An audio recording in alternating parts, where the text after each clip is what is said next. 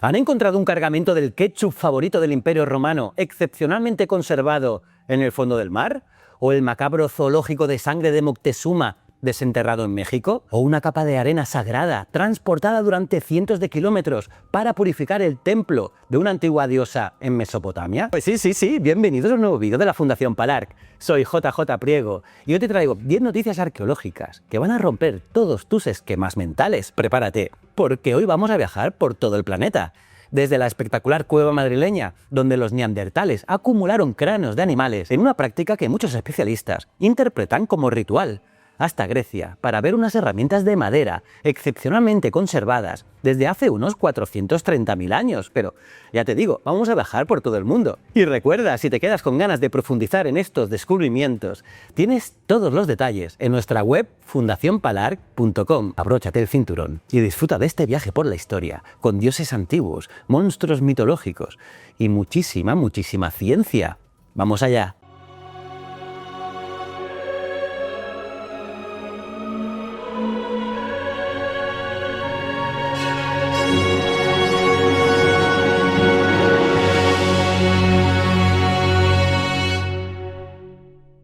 Pues eso, vamos con las noticias. Un descubrimiento inesperado bajo el templo de Ishtar. ¿Qué secreto esconderías bajo el suelo de tu ciudad para que nadie lo descubra en 4700 años? En Irak, bajo los cimientos del mítico templo de la diosa Ishtar, acaba de salir a la luz un misterio alucinante que los excavadores, los originales del siglo XX, pasaron completamente por alto. Y es que resulta que han descubierto una gruesa capa de arena colocada a propósito bajo el templo. Pero aquí llega el detalle que lo cambia todo. Al estudiar su composición mineral bajo el microscopio, los investigadores vieron que aquella arena no era la habitual del entorno inmediato del río Tigris, que lo tenían justo al lado, no. Su firma geológica apunta hacia materiales vinculados, en última instancia, a la órbita de los lejanos montes Zagros. Es decir, no era un relleno cualquiera. Era una elección deliberada, cargada de muchísima intención. No fue una decisión al azar. En pleno periodo dinástico temprano, las comunidades que levantaron el primer templo de Asur podrían estar ejecutando un ritual de purificación de enorme carga simbólica. Sabíamos que en el sur de Mesopotamia la arena limpia se usaba para purificar espiritualmente los templos, pero esta es la primera vez que se documenta esta práctica en el norte. Y esto abre una posibilidad fascinante, que bajo el templo no solo colocarán una base constructiva, sino también una materia simbólicamente pura. Esta arena podría estar conectada con antiguas tradiciones rituales y con un horizonte religioso vinculado a Shaushka, una poderosa diosa hurrita de los Zagros, que acabaría fusionándose con la mismísima Ishtar, un crossover mitológico literal y bajo tierra. El hombre que odiaba el mar hace 8.500 años. Imagina vivir hace 8.500 años en Portugal, relativamente cerca de grandes ríos y de la costa, y que, aún así, tu dieta dependa casi por completo de recursos terrestres. Pues los arqueólogos acaban de encontrar en Fonte dos Cántaros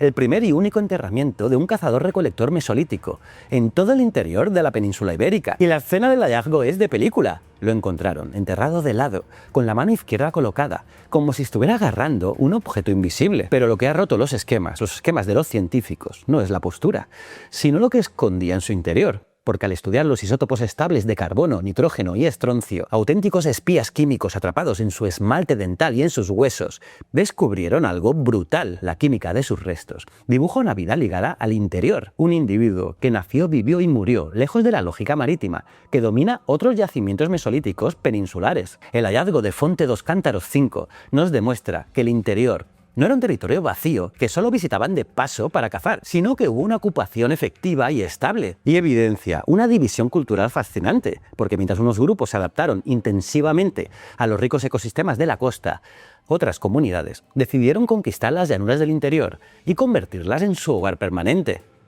Las herramientas de madera portátiles más antiguas. ¿Sabías que la madera casi nunca sobrevive al paso del tiempo? Lo normal es que se pudra y desaparezca. Por eso, lo que acaba de pasar en Grecia es un auténtico milagro arqueológico, y es que un equipo internacional ha descubierto en el yacimiento de Maratusa I la evidencia más antigua conocida de herramientas de madera portátiles. Hablamos de hace 430.000 años, en pleno Pleistoceno medio. Sí, estamos ante el kit de herramientas de un hominino del Pleistoceno medio.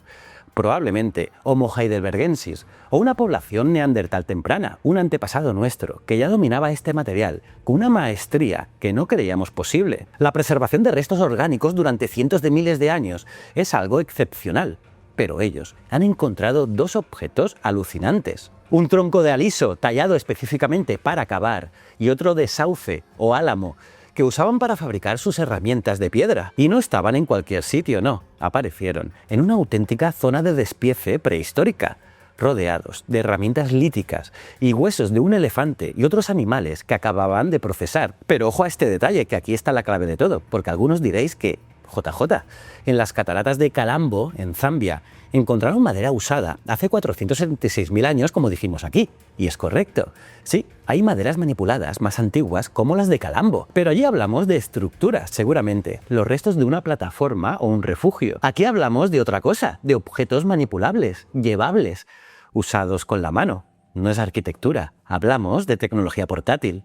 Alta tecnología prehistórica. Descubren en China herramientas de hace 160.000 años. Hasta ahora, en los manuales de prehistoria, había una idea casi intocable, que la tecnología paleolítica en Asia Oriental era simple y conservadora. Pues grave error, porque la revista Nature Communication acaba de publicar un estudio que tiene participación española, IFE Cerca y la Universidad Rubel y Virgili, y que lo cambia absolutamente todo. Este descubrimiento en Shigou obliga a revisar la famosa línea de Mobius, esa vieja idea que presentaba la tecnología paleolítica de Asia Oriental como atrasada o estancada. En ese yacimiento de Shigou, junto al río Danxiang, los investigadores han analizado más de 2.600 herramientas de piedra de entre 160.000 y 72.000 años de antigüedad. Y además el mérito es doble, porque tallaban cuarzo, que es un material tremendamente difícil de trabajar. Y lo hacían con una precisión milimétrica, usando técnicas de producción complejísimas. Y lo más importante es esto: en Shigou vemos exactamente lo contrario, aquella vieja idea de manual,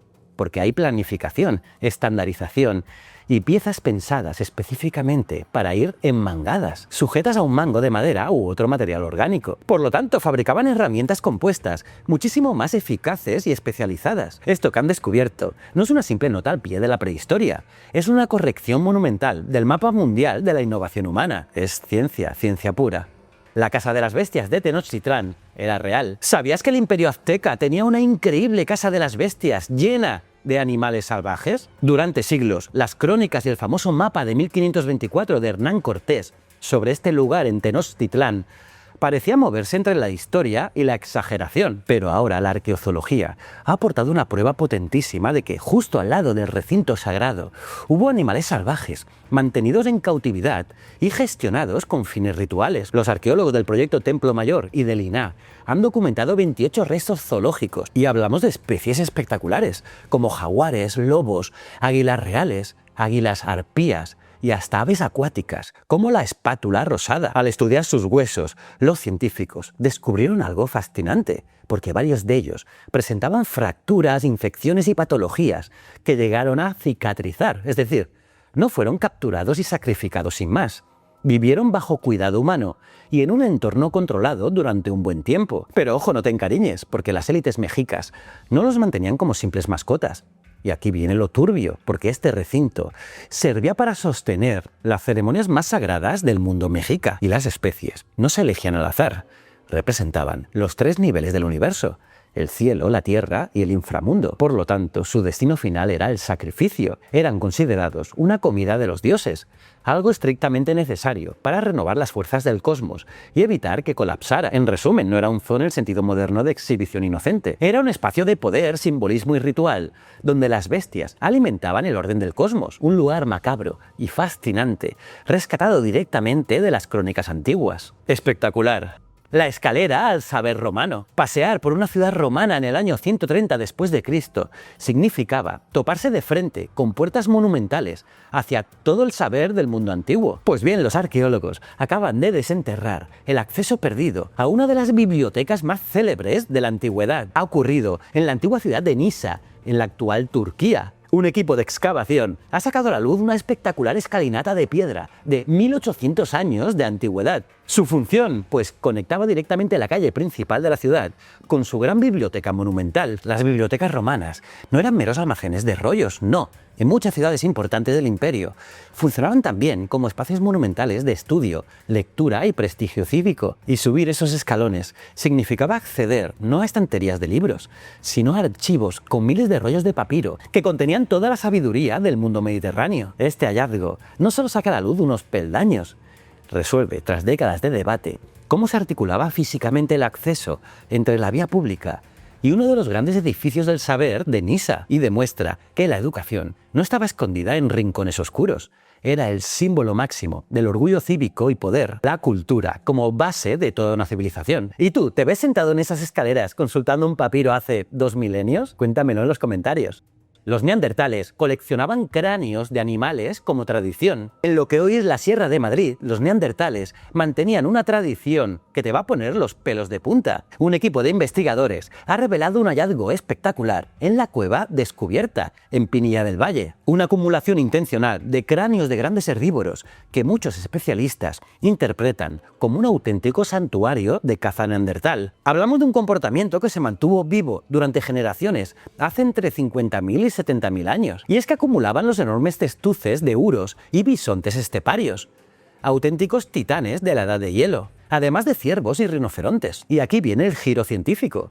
Esto no parece basura doméstica ni un simple vertedero de comida, no. Al analizar la dinámica del espacio, las herramientas de piedra y los restos de fuego, los científicos argumenta que fue una selección deliberada de partes animales con una carga simbólica brutal. Gracias a este descubrimiento, el yacimiento conocido como el Valle de los Neandertales se ha consolidado como un referente mundial, porque nuestros primos evolutivos, no solo sobrevivían a la glaciación, tenían una mente compleja, ritualizada y capaz de crear espacios con posible valor ritual y simbólico, cuya huella ha sobrevivido hasta hoy. Una ventana directa a la psique de la otra humanidad. Brutal. El monstruo que vigila Guadalajara, un monstruo mitológico, lleva casi 2000 años vigilando un cerro en Guadalajara y parece que protege el mismísimo pasado. En la antigua ciudad de Caraca, en Drieves, ha aparecido una esfinge romana de extraordinario detalle, hallada en el contexto de una estructura funeraria de época imperial. Hablamos de una representación imponente, cuerpo de leona, alas de ave y cabeza de mujer.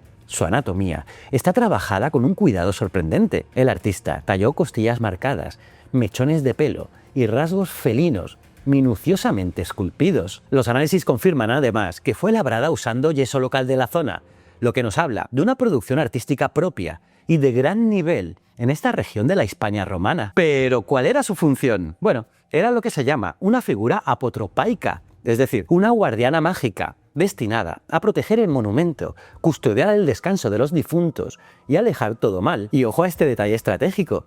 Ha aparecido muy cerca del punto donde hace siglos se descubrió un legendario tesoro de plata. Parece que después de todo, esta esfinge ha cumplido su misión de vigilar los secretos de Caraca durante casi 2 milenios. Alucinante. La cocina fusión de hace 2000 años. ¿Pensabas que la cocina fusión era un invento moderno de chefs con estrella Michelin? Pues para nada. Un nuevo estudio en Fregelai, una colonia romano-republicana del Lacio meridional, revela que las tradiciones culinarias de raíz latina y griega coexistían e interactuaban en la vida doméstica hace más de 2000 años. Los arqueólogos lo han descubierto, analizando los utensilios de cocina. Por un lado, las típicas ollas latinas, ideales para hervir guisos fuertes, y justo al lado, las famosas lópades griegas, diseñadas para cocinar a fuego lento y aprovechar los jugos del pescado. Las ollas y las lópades no aparecen como mundos separados, no, sino como parte de una misma cocina cotidiana. Pero, ¿cómo estamos tan seguros de que se cocía en esos fogones? Pues aquí entra la ciencia de vanguardia, porque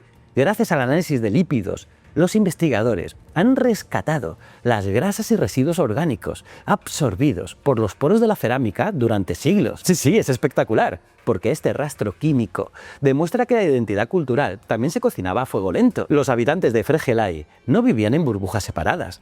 Mezclaban sus técnicas y sabores en una dieta mediterránea que ya era un mix imparable. La convivencia también entraba por el estómago.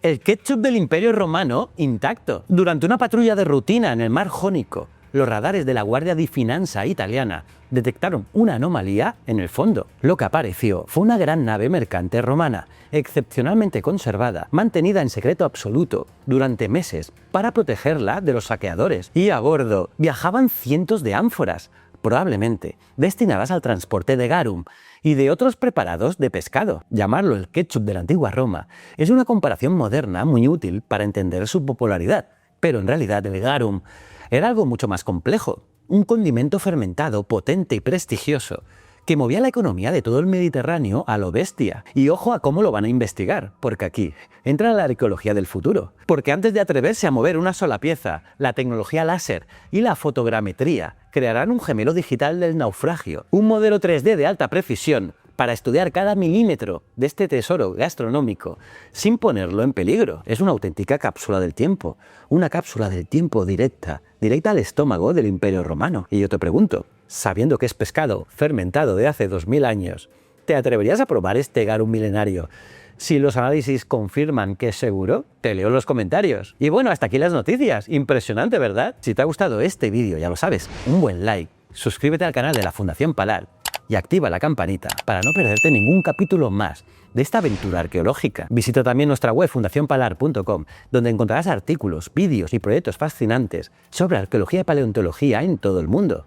Te invitamos a que nos acompañes en este apasionante viaje a lo largo de nuestra historia.